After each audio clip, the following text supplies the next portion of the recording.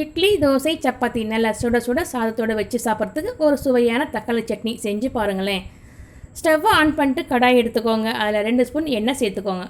எண்ணெய் நல்லா காஞ்சதுக்கப்புறமா இது கூடவே ஒரு 5 ஸ்பூன் உளுத்தம்பருப்பு சேர்த்து நல்லா வதக்கி விட்டுக்கோங்க. கூடவே 10 பல் பூண்டு, ஒரு 5 வரமிளகாய் நல்லா ஒன்றா சேர்த்து நல்லா பொன்னிறமாக வதக்கி விட்டுக்கோங்க. இது கூடவே ஒரு 5லேருந்து 6 நாட்டு தக்காளிங்க சேர்த்துக்கோங்க. சேர்த்து கட் பண்ணி சேர்த்து நல்லா வதக்கி விட்டு இது கூடவே கொஞ்சம் உப்பு சேர்த்து நல்லா கலந்து விட்டுடுங்க. இப்போ நல்லா வதங்கி வரத்துக்கு தட்டு போட்டு மூடி விட்டுலாங்க. ஒரு 2 நிமிஷம் வெயிட் பண்ணால் போதும். தக்காளி நல்லா வதங்கி வந்துடும். பாருங்கள் ஃப்ரெண்ட்ஸ், சூப்பராக வதங்கி வந்திருக்கு. நல்லா குழஞ்சி வந்திருக்கு பாருங்கள். இப்போ அப்படியே ஸ்டவ்வை ஆஃப் பண்ணிவிட்டு நல்லா ஆற விட்டுட்டு ஒரு மிக்ஸி ஜாரில் சேர்த்துக்கலாங்க.